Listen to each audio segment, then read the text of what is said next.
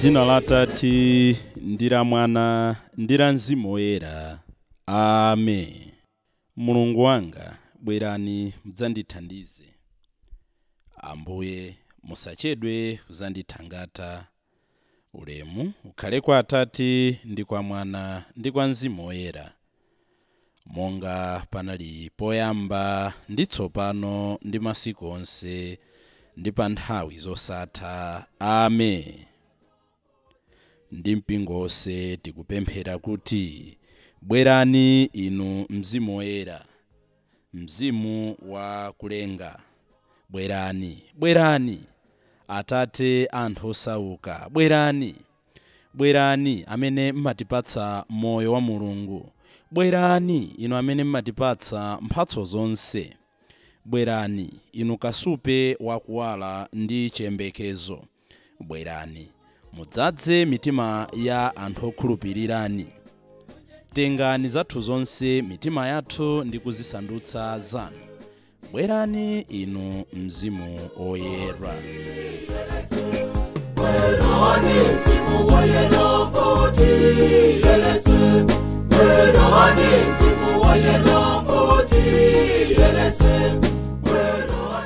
Lero loweruka pa 20 Meyi chaka cha 2023 ndi tsiku lachiwiri la novena yathu kwa Mzimu Woyera. Ndipo tsiku la lero tikumpempha Mzimu Woyera kuti atithandize kulewa kusalabadira zinthu zoyera. Pakati pathu kawiripawiri pachuluka moyo osalemekeza zinthu zoyera, malo oyera, atumiki a Mulungu, komanso moyo wathu omwe.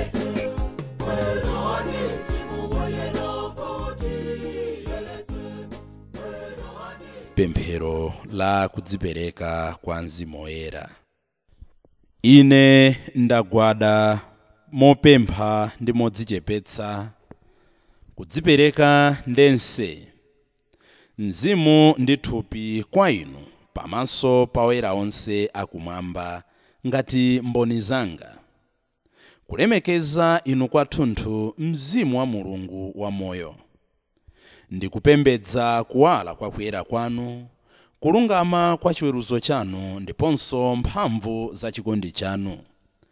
Inu ndinu mphamvu ndi kuwala kwa mzimu wanga. Mwa inu ine ndilipo. Ndimakhala moyo ndipo ndimayenda. Ndikufuna kuti ndisakukhumudwitseni kapena kukukwiyitsani chifukwa cha kusasamala zaulere zanu. Ine ndikupempha kwa inu kuchokera pansi pa mtima wanga kuti mundireretse, ndipo kuti ndisachite tchimo lina lililonse ngakhale laling'ono chotani. Mwachifundo chanu chopanda malire muteteze maganizo anga kwa zoyipa za mtundu uliwonse, ndipo nthawi zonse mundithandize kuzindikira kuwala kwanu. Ndizimvetsera mawu anu ndi kutsata malangizo anu oyera. Ine ndikufuna kuphatana ndi inu, ndipo ndikudzipereka ndense kwa inu. Ndikupemphani mwa chifundo chanu kuti mundiyang'ane ndi kundilondola mkufoka kwanga. Pano pamene ndili kugwira mapazi a Yesu Khristu oboledwa ndi misomali, ndikuyang'ananso ndi chikhulupiriro chonse mabala awo asanu aja ndi magazi awo amtengo wapatali. Ndipo pamene ndili kupembedza bala la mtima wawo woyera, ndikupempha molamba kwa inu Mulungu Mzimu Woyera, othandiza anthu ofoka ndi olema, kuti mundisunge ndi chaulere chanu, kuti ndiope ndi kuthawa tchimo.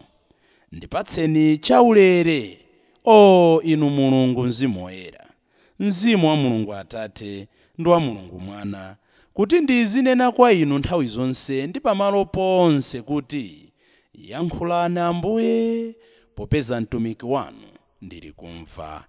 Amen. Idzani Mzimu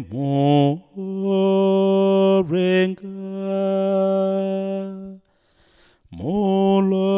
mulowe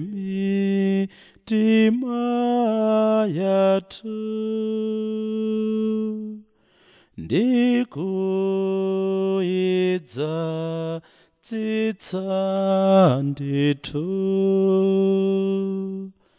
ndi chaulere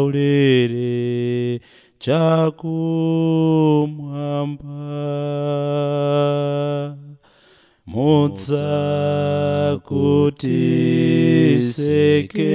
mudzakutisekewetsa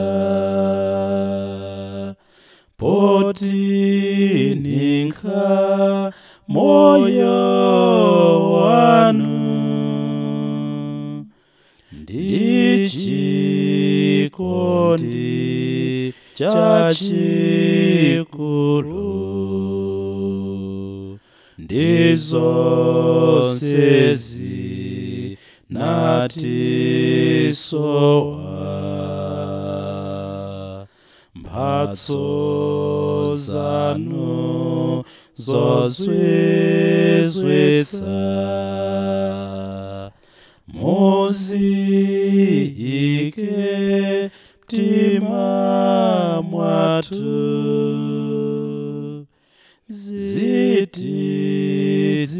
zitidziwitse Mulungu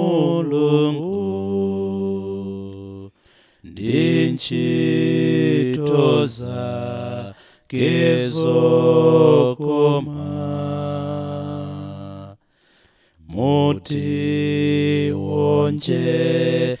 mutionjezere nzeru ndi chikondi mtima mwathu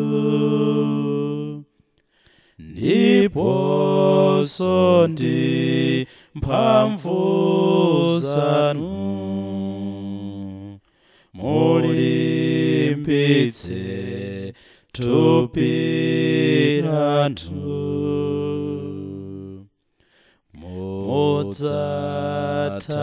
mudzathawitse Satana ndi zoyipa zake zonse kuti tipeze mtendere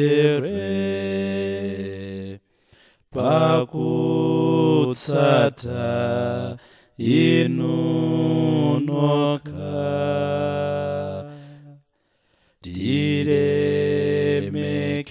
tilemekeze Atate ndi Mwanawo ukamanda ndi Mzimuwo sangalatsa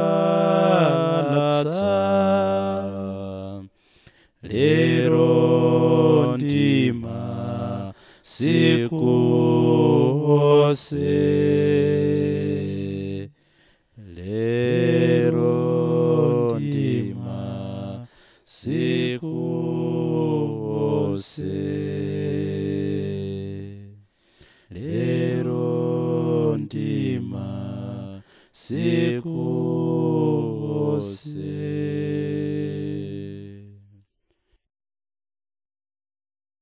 Atate athu muli mmwamba, dzina lanu liyeretsedwe, ufumu wanu udze, kufuna kwanu kuchitidwe monga kumwamba choncho pansi pano.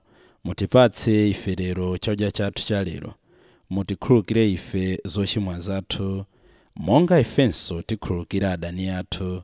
Musatisiye ife mchinyengo, koma mutipulumutse ife kwa zoyipa. Amen.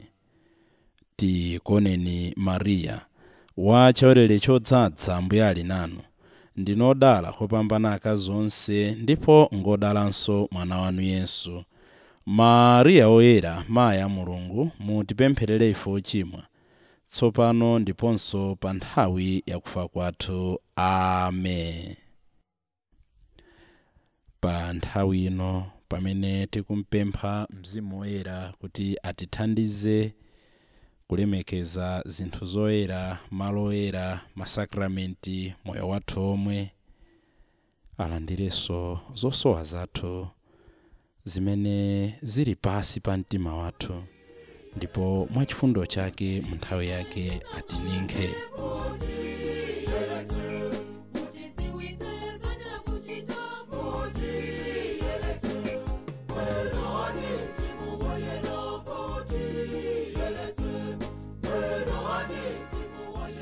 Mawu athu a tsiku la lero tikuwatenga kuchokera mu uthenga wabwino wa Yohane mutu wa 14 ndi meya 23 kulekeza 27. Yesu adati, ngati munthu andikonda adzatsata zimene ndanena ine. Atate anga adzamkonda ndipo ife tidzabwera nkukhazikika mwa iye. Munthu amene sandikonda satsata zimene ndanena ine. Mawu amene muli kuamva si angayi koma ndi Atate amene adandituma. Zimenezi ndakuwuzani ndikali nanu, koma Nkhoswe ija Mzimu Woyera amene Atate adzamtuma m'dzina langa ndiye adzakuphunzitseni zonse ndipo adzakukumbutsani zonse zimene ndakuwuzanizi. Ndikukusiyirani mtendere, ndikukupatsani mtendere wanga. Sindikukupatsani mtendere monga mmene dziko lapansi limapatsirayi. Mtima wanu usavutike kapena kuda nkhawa. Mthenga wa Ambuye. Ulemu kwa inu Ambuye Yesu Khristu. Pemphero lopempha mphatso zisanu ndi ziwiri za Mzimu Woyera. O Ambuye Yesu, amene munalonjeza apostoli ndi ophunzira anu mphatso ya Mulungu Mzimu Woyera musanakwere kumwamba, chonde tumizani Mzimu wanu Woyerawo mwa ine lero kuti ayeretse mkati mwangamu, akometse ntchito ya chaulere ndi chikondi chanu mwa ine. Mundipatse mzimu wopatsa nzeru kapena luntha kuti ndinyoze za dziko lino lapansi ndi kukhumbira zinthu zakumwamba. Mundipatse mzimu womvetsera kuti uziwalitsa nzeru zanga ndi kuwala kwa mawu anu oyera. Mundipatse mzimu wa malangizo kuti ndizitha kusankha kukonda Mulungu ndi kukhumbira kulowa kumwamba. Mundipatse mzimu wakudziwa kuti ndidziwe Mulungu koposa, ndidziwe ine mwini ndi kudziwa zoona zakumwamba. Mzimu woyeretsa kuti ndiziona phindu lake la kutumikira Mulungu. Ndipatse mzimu oopa Mulungu kuti ndidzazidwe ndi mantha kusunga chikondi cha Mulungu ndi kusamukwiyitsa. Ambuye, mundidinde ndi chizindikiro chakukhala ophunzira wanu, ndipo mkati mwangamu munditakase ndi mphamvu za Mzimu Woyera. Amen.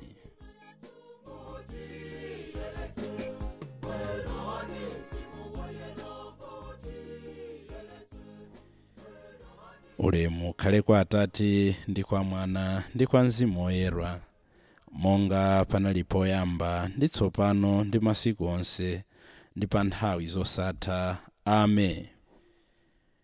Ulemu ukhale kwa Atate ndi kwa Mwana ndi kwa Mzimu Woyera, monga panali poyamba ndi tsopano ndi masiku onse ndi pa nthawi zosatha. Amen. Ulemu ukhale kwa Atate ndi kwa Mwana ndi kwa Mzimu Woyera, monga panali poyamba ndi tsopano ndi masiku onse ndi pa nthawi zosatha. Amen.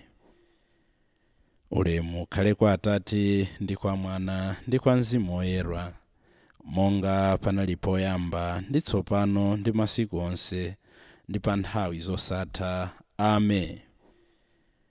Ulemu ukhale kwa Atate ndi kwa Mwana ndi kwa Mzimu Woyera, monga panali poyamba ndi tsopano ndi masiku onse ndi pa nthawi zosatha. Amen.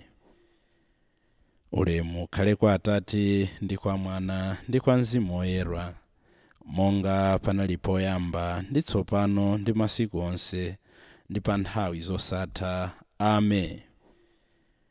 Ulemu ukhale kwa Atate ndi kwa Mwana ndi kwa Mzimu Woyera, monga panali poyamba ndi tsopano ndi masiku onse ndi pa nthawi zosatha. Amen. Ambuye akhale nanu. Madalitso a Mulungu wamphamvu zonse, Atate ndi Mwana ndi Mzimu Woyera akutsikireni ndi kukhala nanu nthawi zonse. Mwapadera tiyeni tafunire zabwino madikoni athu onse amene tsiku la lero adzozedwa stepi yayikulu ku njira ya kunsembe. Chauta Mulungu Mzimu Woyera akhale nawo, awateteze ndi kuwathandiza kutumikira bwino osatopa kuchita zabwino. Bayi.